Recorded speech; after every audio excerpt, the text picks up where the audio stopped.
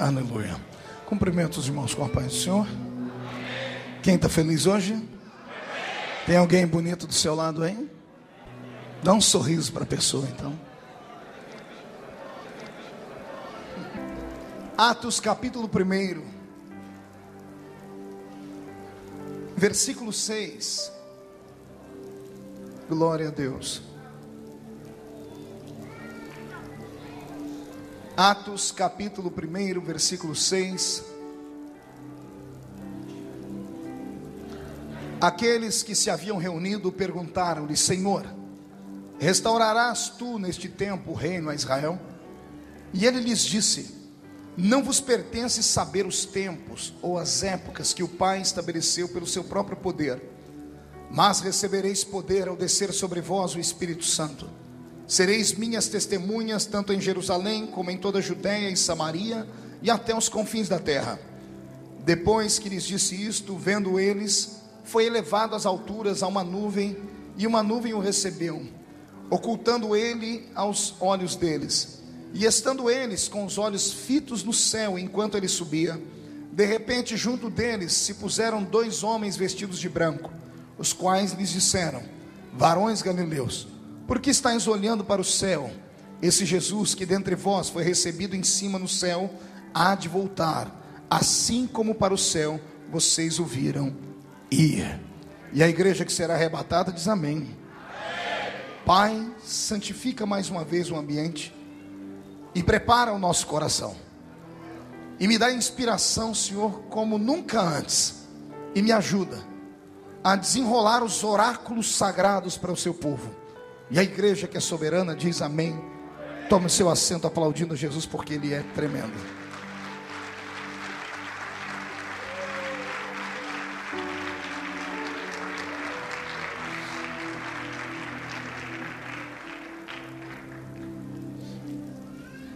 Eu vou começar a desenhar uma cena, e eu quero que você vá colorindo ela enquanto eu desenho. Eu rabisco e você vai colocando cor nela, amém? Tem uma montanha aqui atrás de mim. Na frente estão homens e mulheres sedentos por ouvir uma palavra divina. Cerca de 500 pessoas. Entre esta montanha e essas 500 pessoas está um homem, numa posição um pouco mais elevada, para que a sua voz possa ser ouvida por toda a multidão. Ele espera o momento exato do dia para que o vento bata na encosta da montanha e leve a voz dele ao ouvido de todos os que estão presentes. Esse homem que está agora olhando, dissertando, pregando e ensinando é o Cristo Redentor. O nome dele é Jesus de Nazaré, filho de Maria e José. Só há uma agravante nesse dia. Pergunte qual? Ele está ressuscitado. O homem que está falando com eles agora está falando de coisas fantásticas e coisas do céu. Em certo momento ele até diz para eles: vocês precisam conhecer um pouquinho mais de coisas do céu. E as 500 pessoas que estão olhando, estão ouvindo, não estão acreditando no que estão vendo e nem no que estão ouvindo. Todo mundo está com o olhar desapercebido, todavia atônitos, fixos estão nele. Um está cotovelando o outro, que cotovela o outro, e estão dizendo: é ele mesmo? E alguém está dizendo: é ele. E no meio do sermão que ele pregou nesse último dia, ele para, e ele dá uma oportunidade única. Ele olha para os discípulos e diz para eles: perguntem para mim alguma coisa. Eu estou indo embora da terra. É a última vez que vocês vão me ver nesse corpo. Perguntem o que quiserem e eu respondo. O dia que eu li esse texto pela primeira vez, me deu uma ira, porque eu falei: meu Deus, os discípulos podiam perguntar qualquer coisa. Podiam perguntar como era a vida pós-morte. Podiam perguntar por que Moisés não morreu, mesmo vendo Deus face a face, se a Bíblia diz que quem vê Deus face a face morre. Poderiam perguntar sobre coisas eternas. Mas quando ele dá a oportunidade para eles perguntarem o que quiserem, olha o que eles perguntam, preste atenção em mim. Senhor, é nesse tempo que Israel vai ser levantado de novo como nação? É nesse tempo que Roma vai ser expulsa. Aí Jesus levanta a cabeça e diz assim para eles: não vos compete saber o tempo que o Pai estabeleceu pelo seu próprio poder e sua própria vontade. Jesus estava dizendo: eu deixo vocês me perguntarem coisas do céu e vocês me perguntam coisas da terra, tendo a chance de saberem coisas transcendentais e metafísicas, vocês perguntam de coisas desse mundo. Jesus desiste do diálogo. A Bíblia diz que vem uma nuvem, não sei se da esquerda, se da direita, envolve os pés dele. Quando a nuvem envolve os pés dele, ele começa a flutuar no ar. E aqueles que estão fixos olhando para ele começam a observar. Ele vai levantando e eles vão olhando. Eles estão tremendo, não conseguem respirar direito. E o dia que eu falei com Deus: Senhor, por que eles não perguntaram nada de coisa divina? O Senhor me disse: só tem um jeito de você entender o porquê que eles não perguntaram. Eu disse: como? Se coloque no lugar deles. E eu me transportei para aquele ambiente. É claro que não no corpo, nem no espírito, mas apenas na minha imaginação. Eu me coloquei entre eles, pastor Samuel, e eu descobri que eles não tinham uma palavra mais forte para perguntar. Eles estavam apavorados. Eles estavam na expectativa de um terror. Na frente deles estava um ex-defunto.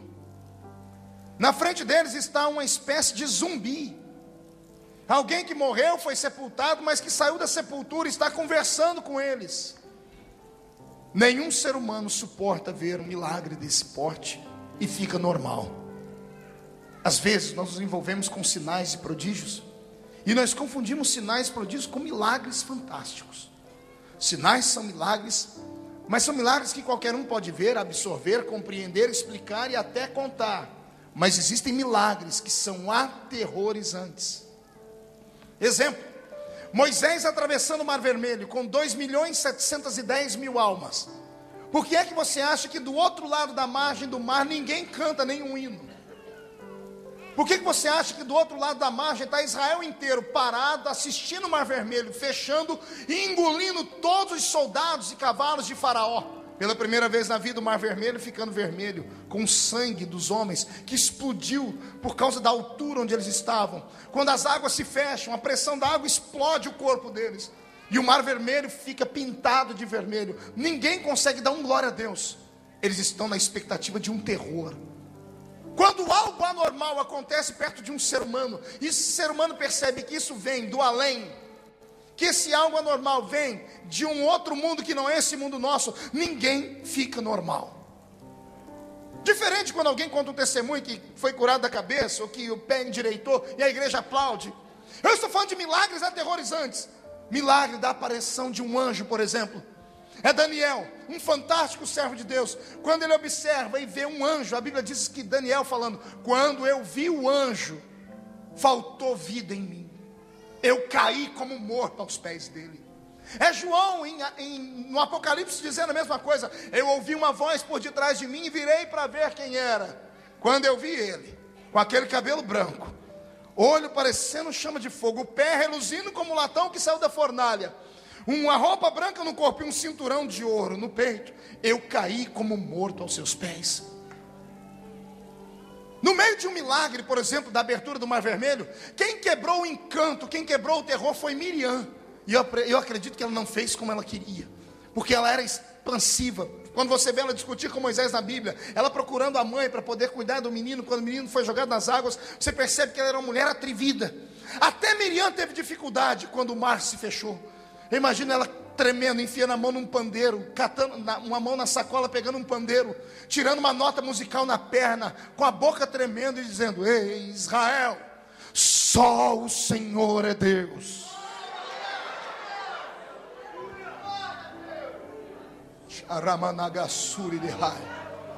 Eu assisti um milagre fantástico uma vez em Angola, alguns anos atrás, quando eu pregava lá.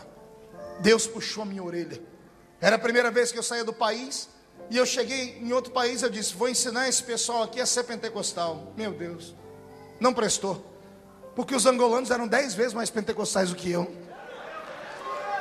E eu cheguei lá, segurei, eu cheguei lá e falei assim: vou ensinar esse pessoal a ser crente. Que jeito? num culto lá do lado de Macoluço, numa igreja muito simplória, sem forro em cima, um monte de gente sentada e um grupo de irmãs que foram cantar. Não tinha instrumento, não tinha batuque, não tinha bateria. O instrumento era a voz delas, mas elas faziam uma melodia tão grande, e elas faziam som com as palmas e com os pés. Conforme elas batiam as palmas e os pés, ia subindo um arrepio no corpo da gente. Subiu um poeirão naquele dia, mas o jeito que a poeira subiu, a glória do céu desceu. Nesse dia, eu vi um paralítico num canto, com a perna dobrada para trás. Ele orava e dizia: Deus, eu queria ter pernas para poder dançar com elas. Deus atendeu o pedido dele. Ninguém orou por ele. Quando a perna dele endireitou e ele ficou em pé, quando ele ficou em pé e disse: estou andando, a igreja toda caiu no chão. Isto é um milagre que aterroriza. No capítulo 1 de Atos, Jesus está ali vivo. Só que quem está olhando para ele, está lembrando dele 43 dias antes daquele dia. Lembra o que aconteceu 43 dias antes disso? Eles viram ele pendurado no alto de uma cruz. O corpo dele está destruído por causa das chibatadas do chicote chamado azorrague.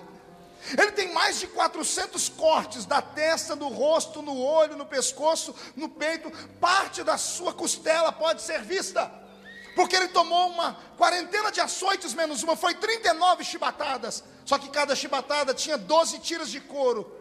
Mais de 400 cortes do corpo. Eles olharam para ele 43 dias antes e sentiram nojo dele. Isaías gritou isso: não havia nele beleza nenhuma para que nós o desejássemos. Mas 43 dias depois, ele está lá no pé do monte.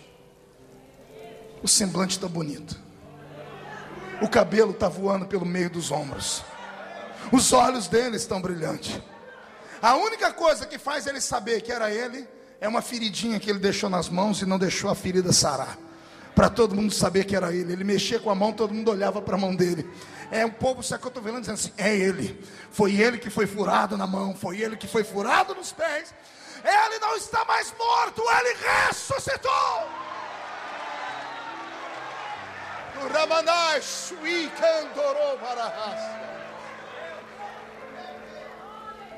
Se você estivesse lá, você ficaria igual a eles. Eu depois pedi perdão a Deus.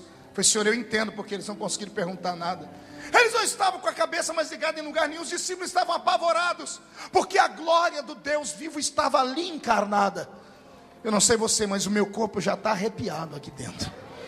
Eu sinto ele aqui dentro. Os pés dele estão aqui no meio, caminhando entre nós. A face dele não está aqui dentro. A face dele está diante dos serafins. E os serafins estão cantando nessa noite: Santo, Santo, Santo é o Senhor dos exércitos. Lisboa está ficando cheia da sua glória. Vai haver um rebuliço nesse lugar daqui a alguns momentos, mas isso só para aquele que é sensível. Tem algum pentecostal aí? Solta um berro de glória a Deus essa noite, por favor. Ei, caralamanasura na raia. O que eu vou falar nessa noite é uma aula de mestrado em teologia avançado, como foi o culto de ontem.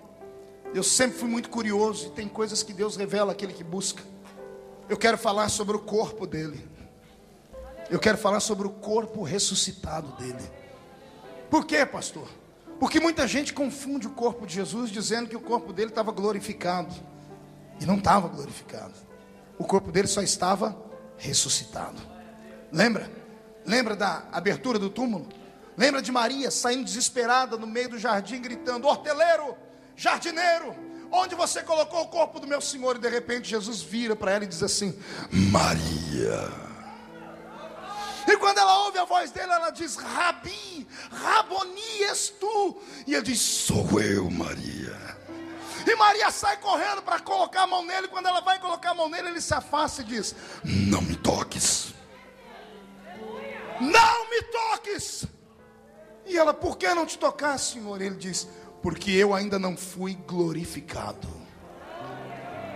Eu só fui ressuscitado. Repita essas duas palavras comigo: ressuscitado, glorificado.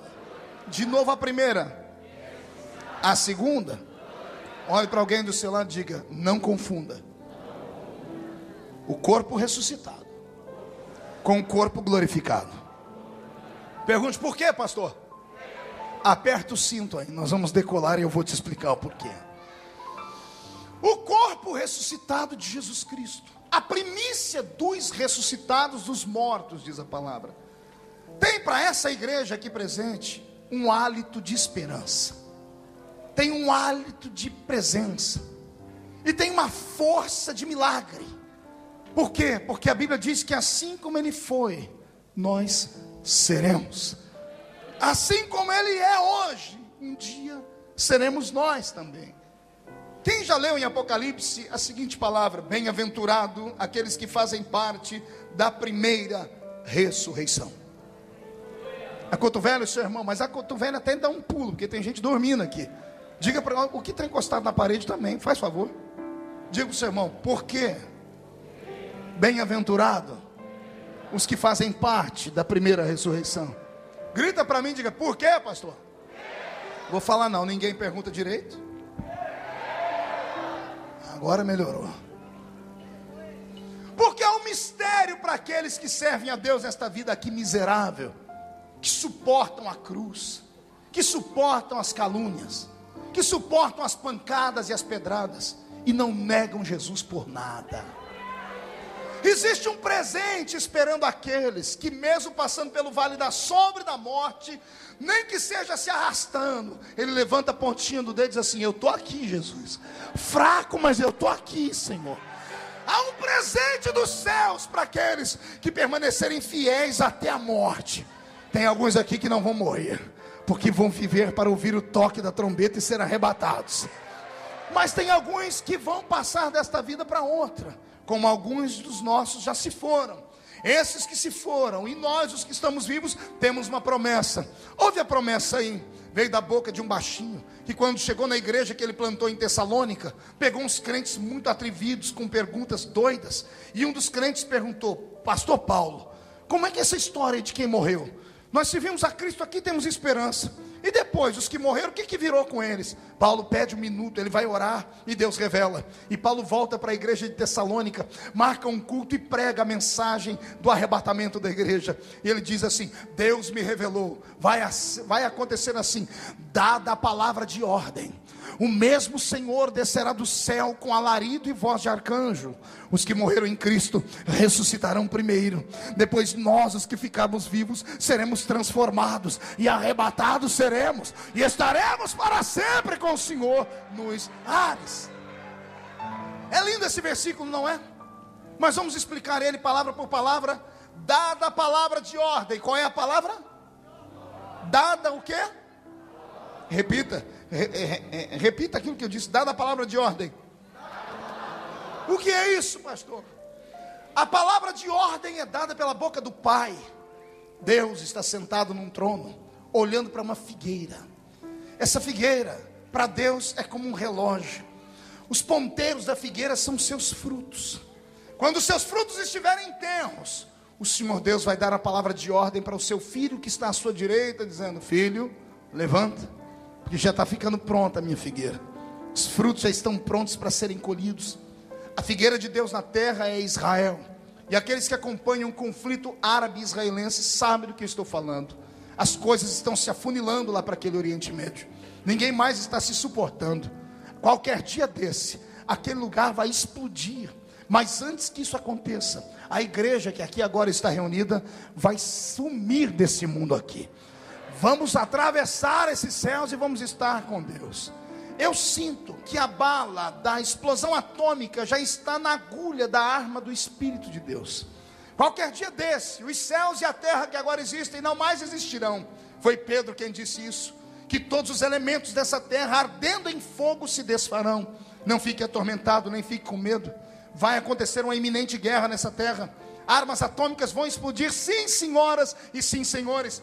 Mais de 153 sinais predizem com exatidão bíblica e histórica a história de uma igreja que está sofrendo demais há 2000 anos atrás, desde 2000 anos atrás, e ela não pode permanecer aqui quando este conflito acontecer. Fique tranquilo, não tenha medo, não tenha temor. Antes de tudo acontecer, você será chamado para comparecer diante daquele que te chamou e salvou por você no alto de uma cruz. Alguém ainda acredita em arrebatamento de igreja aqui?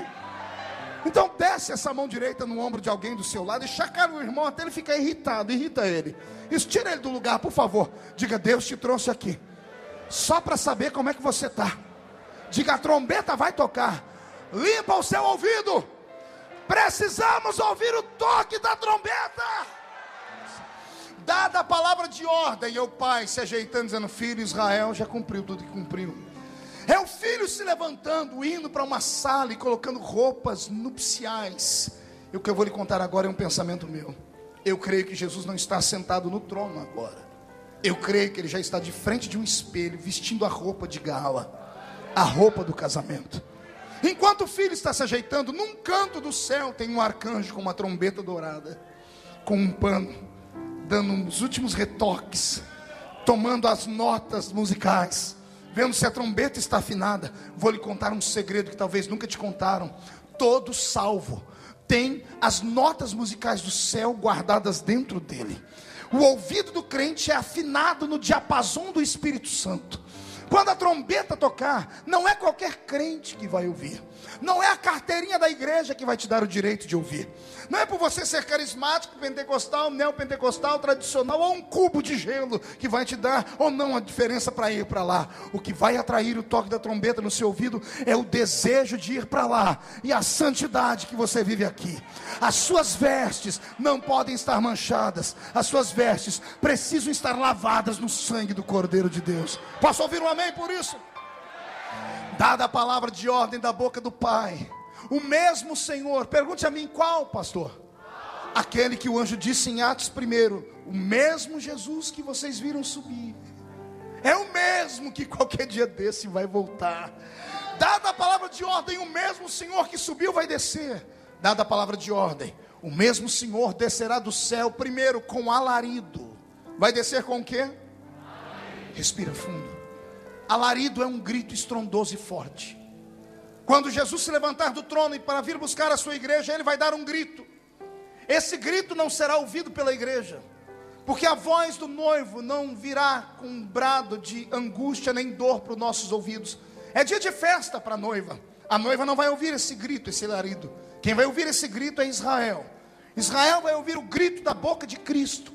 Todo judeu, nascido de mãe judia, onde estiver no planeta Terra, vai ouvir e vai tremer, porque vai saber que é a voz do Messias, que eles deveriam ter esperado e não esperaram.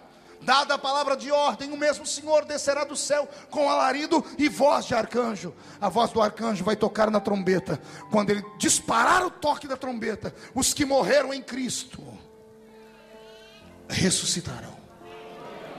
Não vou explicar direito. Os que morreram antes de nós, em Cristo, seu pai, sua mãe, seus irmãos, seus pastores, seus filhos, eles ouvirão o toque da trombeta junto conosco. E vai haver um tumulto cósmico nesse mundo. Pergunte por quê? Alguns dos nossos não estão mais dentro da tumba. Os ossos já foram consumidos pelo tempo, a carne foi devorada. Os que morreram dentro do navio Titanic, só sabe Deus onde é que estão os seus átomos espalhados dentro das bocas e das barrigas dos peixes. Os que viraram comida dentro do Coliseu Romano, nas bocas dos leões. O comunismo que matou quase 50 milhões de crentes como eu e você. O padre Torquemada que matou 10 mil valdenses com uma espadinha na mão, com uma adaga fincada no peito, e dizimou o corpo dos nossos crentes. Não me interessa onde é que está o corpo deles. A Bíblia diz, e quando Deus fala, a ordem dada tem que ser executada. Os mortos ressuscitarão. Vai haver uma convulsão nas águas, vai haver um sopro nos ventos, vai haver um reboliço na terra. As placas tectônicas do planeta Terra inteira vão se mover, porque os corpos dos santos vão ressuscitar. Eu vou repetir: os mortos em Cristo vão ressuscitar.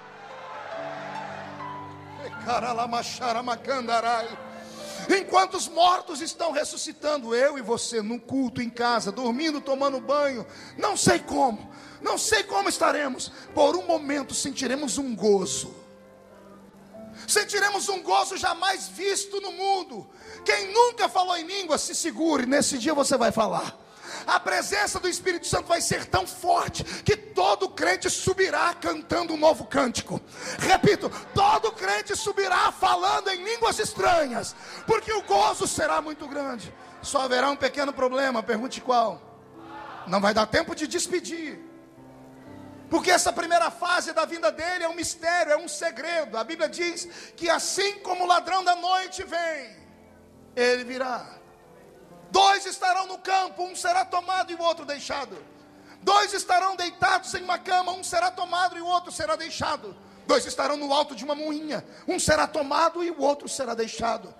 Esse rapto, esse arrebatamento da igreja, esse mistério, a Bíblia diz a velocidade dele, num abrir e piscar de olhos. A ciência conseguiu ver quanto tempo leva para os nossos olhos abrirem e fecharem. 7 milésimos de um segundo. Vai acontecer um reboliço nesse planeta. Os mortos estão saindo das suas tumbas, estão vindo do meio do mar, estão vindo do meio do fogo, das entranhas da terra, do meio das montanhas. Alguns viraram humus, esterco das árvores, vão sair de dentro deles. Nós, os que estivermos vivos, seremos transformados. Enquanto somos arrastados ao alto dos céus, esse planeta entra numa miséria. Carros desgovernados começam a se chocar na ponte Vasco da Gama. Carros desgovernados, ônibus, autocarro, carrinhas começam a se despedaçar por esse mundo inteiro.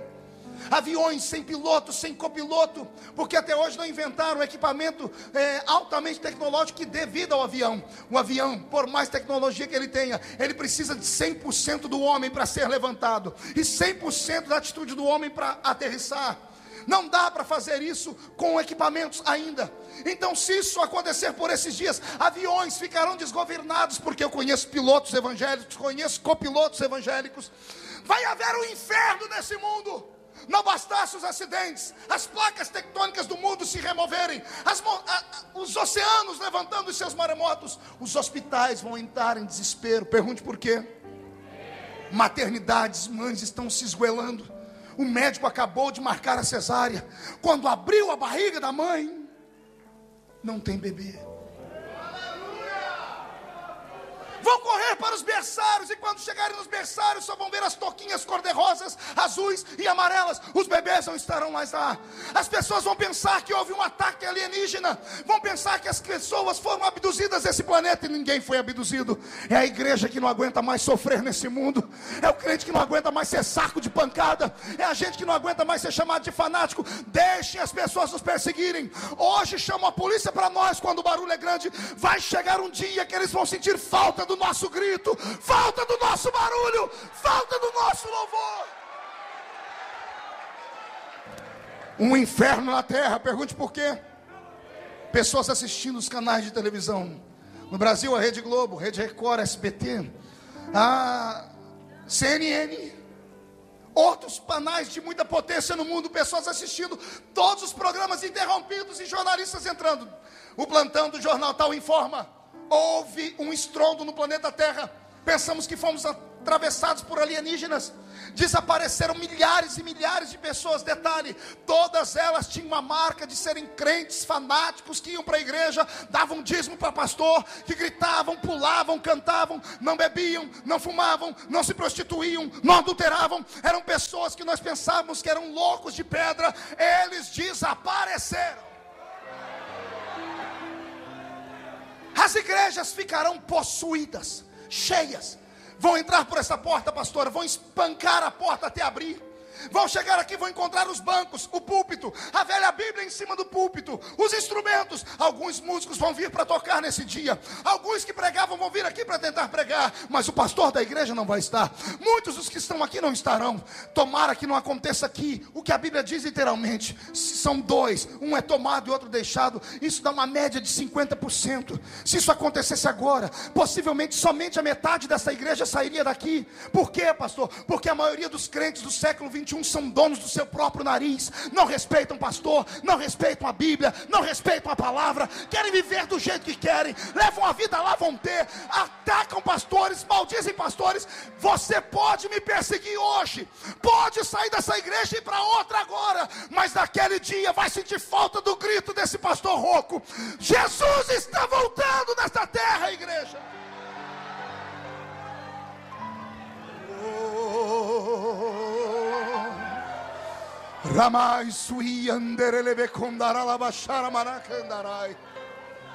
É lindo pregar sobre o arrebatamento da igreja, porque eu estou vendo gente aqui orando a oração do Espírito Santo. Sabe qual é a oração do Espírito Santo? Não é essa que você vive fazendo nesses últimos anos. Porque você entra na igreja e só sabe pedir: me dá um carro, me dá uma casa, me dá um namorado, me dá meu documento, me dá. Você transformou Deus em um empregado. A oração da igreja do Novo Testamento era outra. Ela aprendeu a orar com o Espírito Santo. E a oração do Espírito Santo é assim: Maranatá, Maranatá, Maranata, Maranata, que significa ora vem, ora vem, ora vem, Senhor Jesus. Oh, aleluia.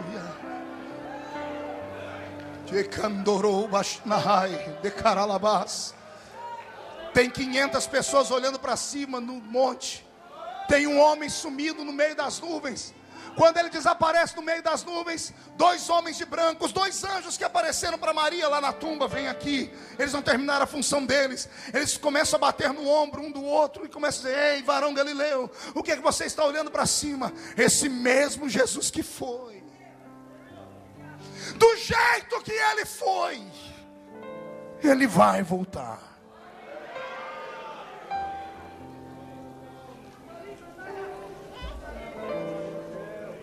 Ele levou para o céu um corpo ressuscitado, não glorificado. Qual é o corpo que ele levou? Pergunte: que corpo é esse, pastor? Um corpo que tem carne e osso, mas não tem sangue. Eu disse que era um mestrado em teologia. O corpo de Jesus ressuscitado tinha carne, tinha osso, mas não tinha sangue. Pergunte por quê? Ele não toma de volta aquilo que ele dá. No alto da cruz, quando furaram o lado direito dele, saiu a última gota de sangue e água. Ele estava dizendo: todo o meu sangue eu deixo na terra para lavar a minha igreja, para purificar a minha igreja. O sangue é a vida do corpo. Mas o sangue só é a vida do corpo quando o corpo está ligado a esse mundo. O corpo ressuscitado, ele transcende, ele não precisa mais de sangue. Ele continua tendo matéria, mas não precisa mais de sangue. A matéria que ele tem, carne e osso, também não é dada a tempo e a espaço. Pergunte por quê? O Jesus que saiu da tumba entrou dentro da sala onde os discípulos estavam, sem abrir a porta e sem abrir a janela. Ele entrou, comeu peixe com eles, porque corpo precisa de proteína, carne precisa de carne. Ele comeu peixe com eles, e na hora de sair não abriu a porta, ele atravessou a parede de novo. Esse corpo não precisa caminhar. É por isso que um belo dia, centenas de quilômetros longe de Jerusalém, ele aparece numa bifurcação de uma estrada e tem 2 homens falando da morte dele no caminho de Emaús. E ele questiona, e ele fala: você por acaso é estrangeiro? Não ouviu falar do profeta Jesus que foi morto? E ele: não, conte a história. E quando eles estão pregando para Jesus, chega no momento da estrada que Jesus disse: eu tenho que ir embora. E eles falam: fica conosco hoje. Quando Jesus senta com eles na mesa, era costume naquela época lavar o pé do viajante e repartir, colocar o pão na mão do viajante para o viajante dar graças. Mas todo judeu dava graças assim: graças te damos, ó grande Elohim. E partiu o pão, porque Elohim é Deus. Mas esse viajante, quando pega o pão, todo mundo de cabeça baixa e olhos fechados, ele pega o pão, parte e diz assim: graças te dou, ó Pai. Quando ele fala Pai, todos na mesa abrem o olho, porque isso era uma vergonha. Isso era quase que uma blasfêmia. Ninguém chamava Deus de Pai até aquele momento. Quando eles abrem o olho, o pão está partido, caído na mesa. E Jesus não está mais lá. Um olha para o outro com o olho lacrimejando e diz: porventura não ardia o seu coração enquanto ele falava com a gente? Seu coração não queimava? Só pode ser ele. Ele morreu, mas ressuscitou. Ele esteve aqui, mas desapareceu. O corpo de carne e osso de Jesus não era dado a espaço, tempo, nem dado a limitação física. Ele atravessa a parede, ele come peixe, mas ele aparece daqui, desaparece daqui e aparece do outro lado. Esse corpo dele voa, porque ali no solapé do monte ele começa a flutuar. Mas é um corpo de carne e é glorificado o corpo? O corpo é o quê? Não ouvi? Pergunte por quê, pastor? Quando ele desaparece dali, ele aparece na entrada do céu. Jesus arrastou um corpo de carne e osso para o céu, porque o homem estava proibido de entrar lá. Como Jesus cumpriu a lei, ele arrastou o corpo dele para o céu, para mostrar que o homem pode nascer na terra e ir morar no céu. Só que ele não foi entrando de qualquer maneira. Deixa eu te mostrar como ele entrou. Ele parou na entrada do portão do céu. Como assim, pastor? Ele arrastou um corpo de carne e osso, ficou na entrada do céu. Quando ele parou na entrada do portão do céu, os anjos que guardam a área celestial vêm voando e correndo com espadas desembainhadas, pensando tratar de demônios, porque Satanás e os seus demônios estão proibidos de entrar no céu. Por isso Deus cercou o céu com a muralha e colocou um portão no meio. Para entrar no céu só se entra com autorização. Como os anjos viram que aquele homem que estava ali, eles não sabiam primeiro que era um homem, não sabiam que era o próprio Cristo, porque anjo não é onipresente nem onisciente. Os anjos lá em cima não sabiam o que estava acontecendo aqui na terra. Compreendem isso, igreja? Quando ele aparece na entrada do portão do céu, os anjos vêm para fazer a função deles. É para proibir a entrada, pensando que é um demônio. Mas quando eles olham para ele, eles percebem que a mão dele está furada.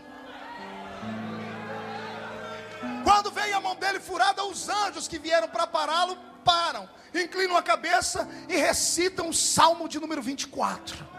Eles olham para dentro do céu e dizem assim: levantai, ó portas, as vossas cabeças, levantai, ó portais eternos, para que entre o Rei da Glória.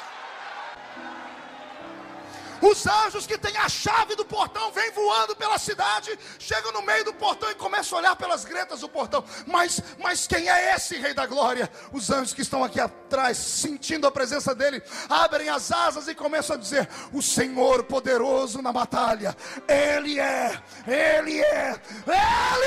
Rei da Glória. O portão se abre, e pela primeira vez, carne e osso entram dentro do céu.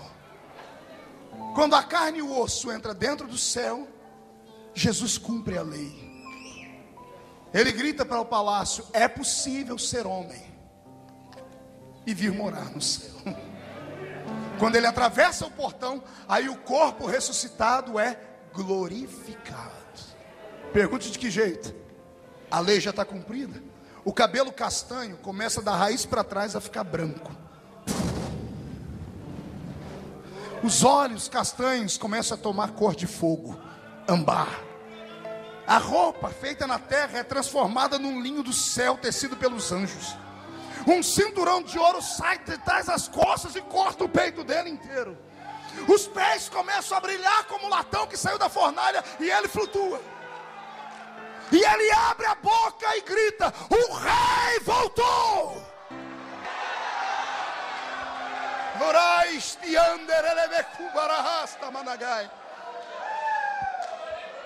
Volte para cá. A igreja não terá um corpo glorificado. No arrebatamento, nós vamos subir num corpo ressuscitado. Qual é o nosso corpo? Com o corpo ressuscitado, nos encontraremos nos ares. Vai ser tudo muito rápido. Você está aqui, abriu e fechou o olho, você só vai ver tudo ficando pequenininho e você voando lá para cima. Você vai abrir o olho de novo e você já vai aparecer sentado em uma mesa. A Bíblia diz o tamanho da mesa. Quem tiver uma fita métrica que meça, ela começa no Oriente e termina no Ocidente. Sentado ao redor dessa mesa está todos os salvos, todos vestindo roupas nupciais, porque a noiva agora vai ser esposa. Nossa festa vai durar 7 anos, porque assim como o casamento do judeu demora 7 dias, a nossa festa demorará 7 anos. Aqui embaixo o anticristo está fazendo uma desgraça, lá em cima nós estamos com o verdadeiro Cristo, vivendo a graça. Coisas lindas vão acontecer lá. Pergunte o que, pastor? Não, você não mostrou interesse, eu não vou falar não. Mais ou menos, ainda não me convenceu. Sentado aqui do meu lado ou do seu lado, eu não sei se você vai estar sentado aqui no Ocidente ou no Oriente. Você vai passar 7 anos comendo, sem engordar nenhum quilinho. Não vai ter uma celulite. Vai dando glória, solta a glória, solta a glória. Vai comer à vontade, vai lamber os dedos, vai comer do bom e do melhor. Agora vem a parte mais bonita, pergunte qual é, pastor? O garçom. O garçom não vai usar gravata borboleta nem bandeja. Nem vai dizer, está servido, senhor? Está servido, senhora? Não, o garçom é o noivo. Jesus do seu lado dizendo, minha noiva está satisfeita. Ih, pastor, vai demorar demais, uai. Se eu estiver no Oriente, ele estiver no Ocidente. Calma, agora o corpo dele é glorificado. Ele está em todos os lugares ao mesmo tempo. Eu estou aqui e ele está me servindo. Você está lá do outro lado e ele está te servindo. Você está de cá e ele está te servindo. Quem crê nessa história santa, solta um grito de...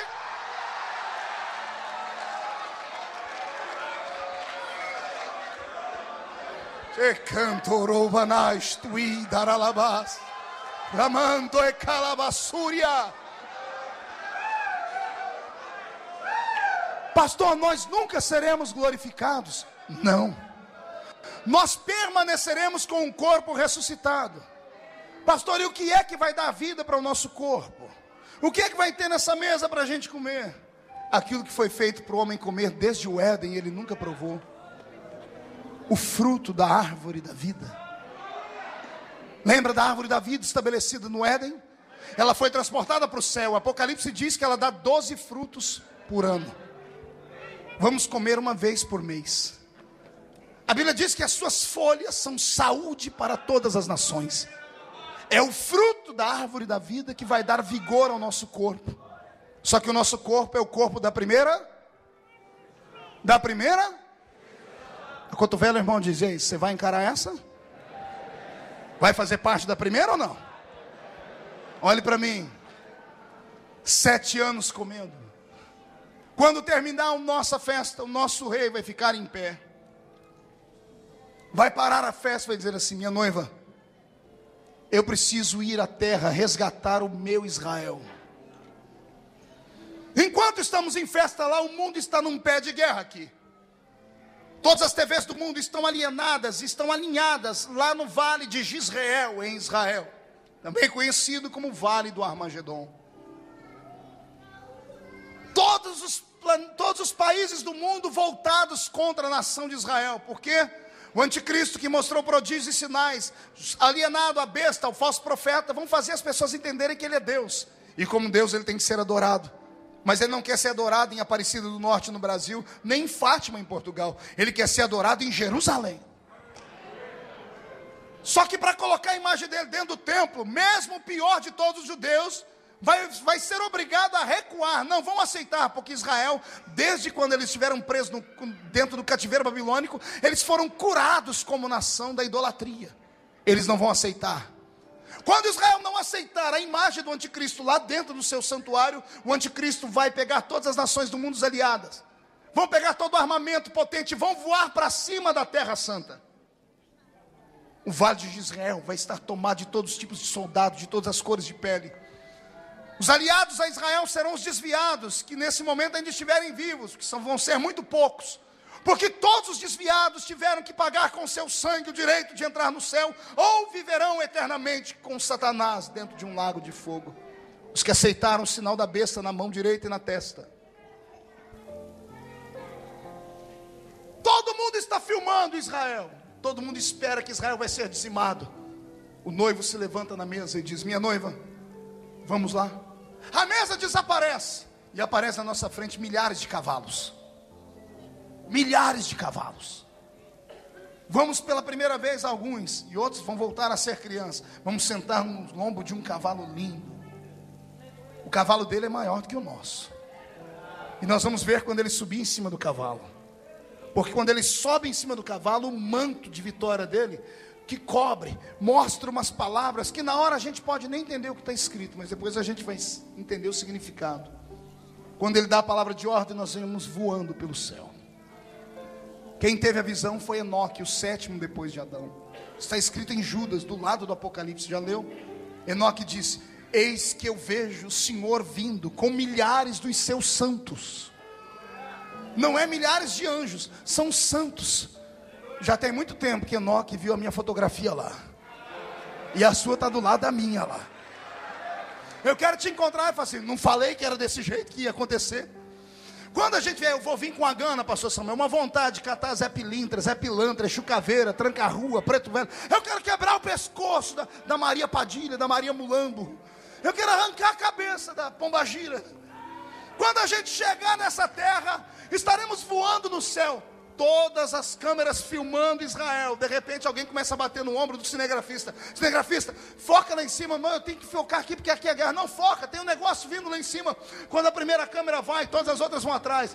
E todos os repórteres começam a perguntar: estamos aqui, direto de Israel, estamos aqui aguardando a grande batalha que vai dizimar esse país. Mas de repente apareceu no céu um monte de coisa que ninguém entende o que é. Tem uma coisa, um objeto voador que ninguém nunca viu. Por favor, foca lá, o que é aquilo? Pessoas começam a gritar: será o Super-Homem? Outros estão dizendo: não, será que é o Exterminador do Futuro ou o Rambo? E alguém diz: não, está vindo cheio de cavalo. Olha lá, o líder deles, foca na coxa dele direita, porque tem um negócio escrito lá. As câmeras vão focar na coxa de Jesus, e no manto dele, está escrito na Bíblia, virá escrito assim, ó: Rei dos Reis, Senhor dos Senhores.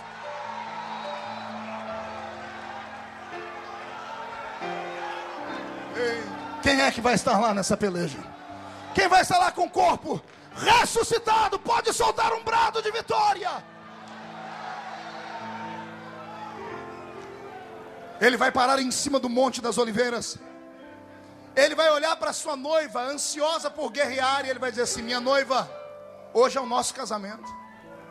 Eu não deixo a minha noiva colocar a mão em nada. Eu acabo com os inimigos. O anticristo vai fazer as pessoas pensarem que somos ETs. Vão fazer as pessoas pensarem que nós viemos de Marte, de outro lugar, e ele vai mandar destruir a gente. Quando eles apontarem todos os mísseis para cima da gente, o nosso noivo vai fazer só assim, ó.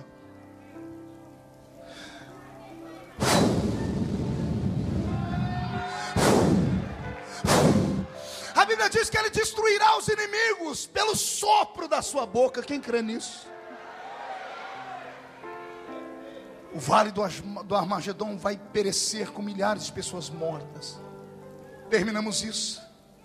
Israel se curva e diz: ó Messias, perdoa-nos por ter te matado. E o Senhor, como é bom em perdão, vai dizer: está tudo bem. É chegado o tempo do meu reino ser fincado na terra. Jesus implanta o reino de Deus na terra. Ele coloca o trono dele em Jerusalém. Agora vem a parte mais gostosa de todas. Pergunte qual é. Eu e você somos o que dele? Esposa. Se ele é rei, somos rainha. Se ele governa, nós também. Você não sabe, mas você pode estar sentado do lado do primeiro-ministro de Portugal. Não entendeu? Você pode estar sentado aí do lado do próximo presidente dos Estados Unidos.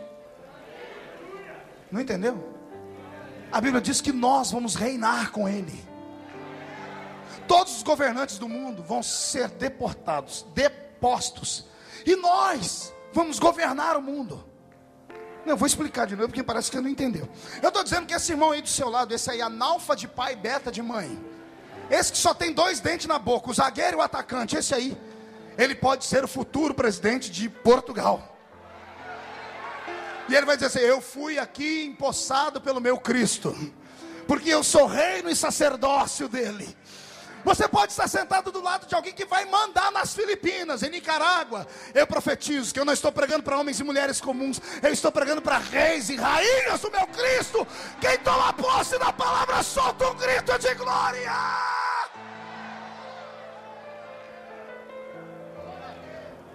E aí, pastor? E aí?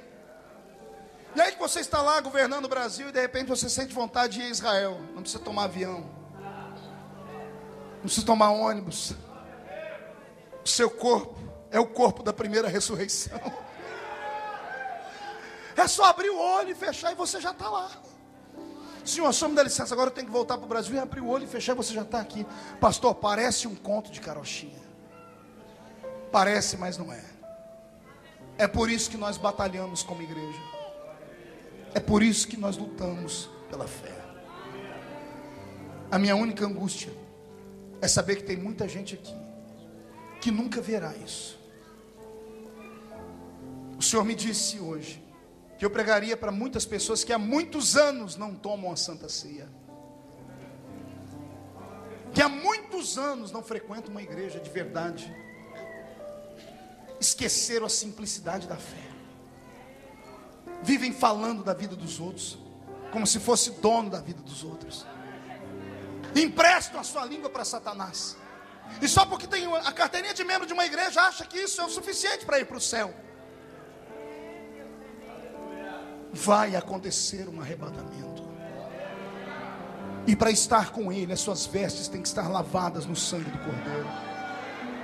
Incline a cabeça. Eu estou ouvindo gemidos agora, gemidos de moças que estão aqui dentro, mães que para esconder e burlar o seu pecado cometeram aborto, gente que desgraçou a vida do outro para poder se dar bem.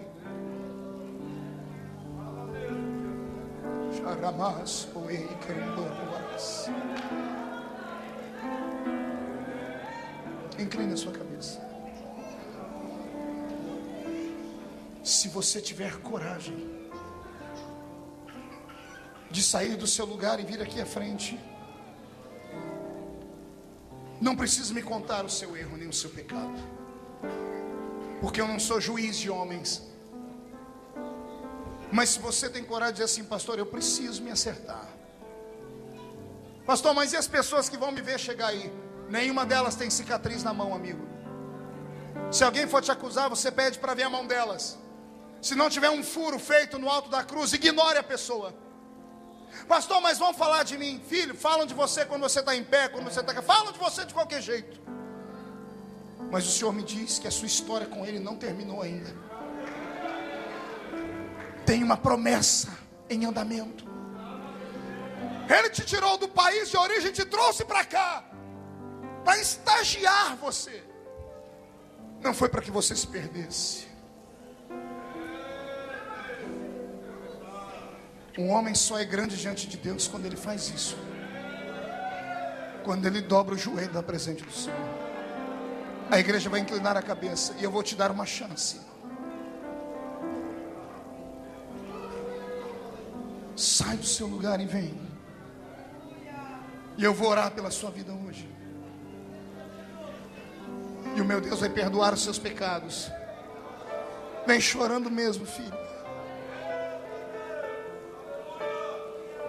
Aleluia.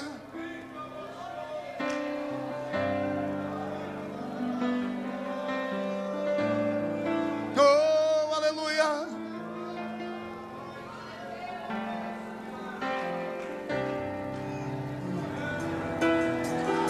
Toda a igreja de pé. Só os que estão de joelhos permaneçam. A igreja de pé.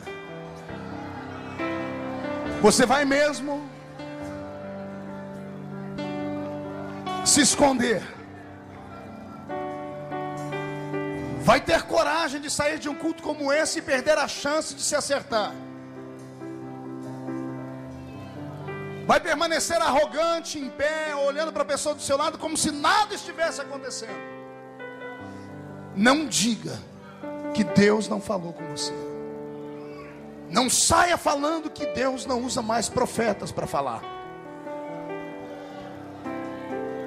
Eu sinto um temor aqui dentro como há muito tempo eu não sentia na minha vida. Tem pessoas chorando aqui, pastor Samuel. Esse é o maior milagre que eu posso ver acontecer na igreja. A igreja inclina a cabeça. Será que tem alguém entre nós que não é evangélico ainda?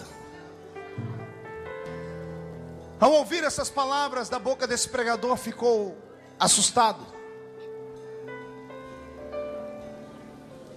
Talvez você não entendeu nada do que eu falei, mas sentiu tudo que eu falei, amigo. O ser humano nasceu para ir para o céu, mas ele só vai para o céu quando ele entrega a vida a Jesus Cristo. Ah, pastor Marco, vocês crentes são arrogantes demais. Quem disse que Deus não está na minha vida? Não estou falando isso, amigo. Deus está na vida de todo mundo, do muçulmano, do espírita, do macumbeiro. Deus está na vida de todos, porque Ele é criador, Ele não é um irresponsável. Ele criou o homem e Ele fica com o homem. O problema é o lugar que Ele está na sua vida. A vida é um carro, e enquanto você não entregar a vida para Deus, Deus andará com você no banco do passageiro, porque quem dirige a vida é você. É você que acelera, é você que embreca, é você que vira para a esquerda ou para a direita quando acha que deve. Deus dá opinião, mas você não respeita. Entregar a vida para Jesus significa parar o carro e trocar de lugar com Deus. Eu fiz isso e a minha vida mudou. A igreja vai inclinar a cabeça. Tem alguém que quer trocar de lugar? Tem alguém que quer que Deus entre na sua vida e mude a sua história? Tem alguém que quer entregar a vida para Jesus como Salvador? Isso. Ninguém vai te perseguir, ninguém vai te obrigar a nada. Se você puder sair do seu lugar e vir aqui à frente com nossos irmãos, como eles estão vindo, faça. Se não, coloque a mão no coração, amigo. Eu vou orar por você agora. Amém. O pastor está me dizendo, ele conhece mais as pessoas do que eu. Tem pessoas que estão de joelhos aqui na frente e elas não eram evangélicas, entregaram a vida para Jesus aqui. Pai, eu me ajoelho com eles, porque eu não sou melhor do que eles. Eu também preciso acertar minha vida, Pai. Eu sou ser humano. Eu erro todo dia. Tentando acertar, eu cometo besteiras. Se Paulo não teve vergonha de dizer, Pai, que o bem que ele quer fazer ele não faz, mas o mal que ele não quer ele faz, quem sou eu? Um reles pregador do século 21. Eu me curvo diante da sua misericórdia e te peço o mesmo sangue que tu vais usar para lavar esses que estão de joelho. Lava-me a mim também. Perdoa os nossos pecados. Os que já têm o nome no livro da vida, Senhor, não deixa o nome sair. Os que estão te aceitando agora, escreve o nome deles no livro da vida. Perdoa os pecados. Quebra as maldições e limpa os ouvidos, porque se a trombeta tocar agora, a gente vai sair daqui e vai morar no céu, Pai. Levante as duas mãos para o céu. Toda a igreja faça assim, ó. Era assim que estávamos antes de conhecermos Jesus. Ele já nos libertou, mas alguns foram libertos hoje. Quando Jesus entrou na nossa vida, aconteceu isso. Faz comigo, 1, 2, 3.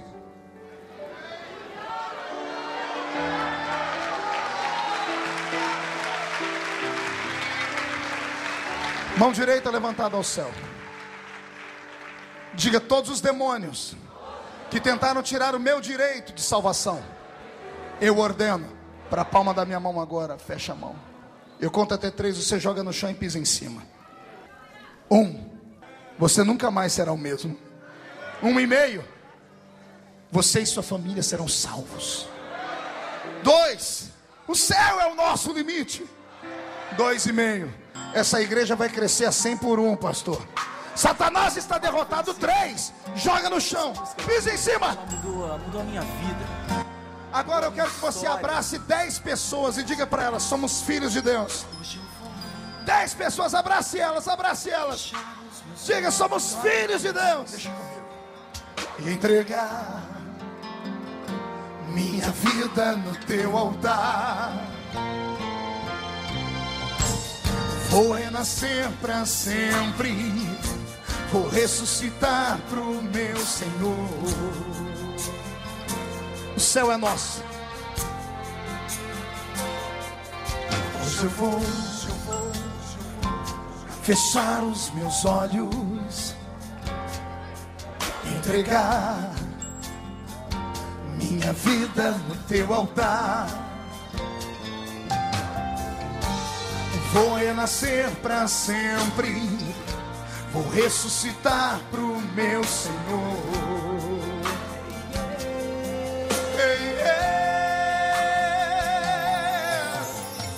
Se esse é o preço que eu tenho que pagar, pode me provar pra eu ser aprovado. Sei que vim do pó e do sopro de vida, então me faz pequeno pro Senhor crescer em mim. Se quiser levar, leva, Jesus. Pode levar. Não veio de tuas mãos, mas enche-me apenas com meu coração, porque foi aonde você pôs a mão e me curou. E me curou. Me dá poder de filho, porque está na hora de eu andar sobre as águas. Me dá poder de filho, porque está na hora de eu viver a multiplicação.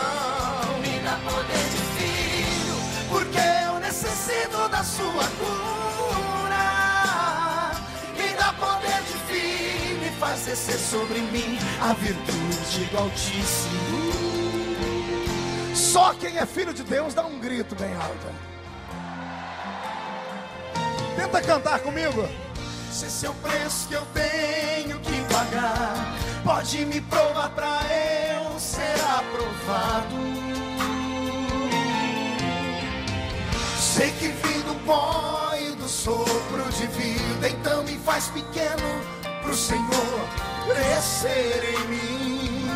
se quiser levar, Leva, Jesus. eu tenho. Pode levar. Não veio de tuas mãos, mas deixe-me apenas com meu coração, porque foi aonde você pôs a mão e me curou. Grita comigo. E me curou. Me dá poder de filho, porque está na hora de eu andar sobre as águas. Me dá poder de filho, porque está na hora de eu viver a multiplicação. Me dá poder de filho, porque eu necessito da sua cura. Me dá poder de filho e faz descer sobre mim a virtude do Altíssimo. Me dá poder, Recebe este poder sobre a sua família. Recebe este poder sobre a sua igreja. Me dá poder de filho, porque está na hora de eu viver a multiplicação. me dá poder de filho, Porque eu necessito da sua cura. Me dá poder de filho e faz descer sobre mim a virtude do Altíssimo. Só os filhos de Deus, dê uma linda salva de palmas a Jesus. Quem pode aplaudir e gritar? Quem pode aplaudir, gritar e dar um pulo para cima? Deixa eu...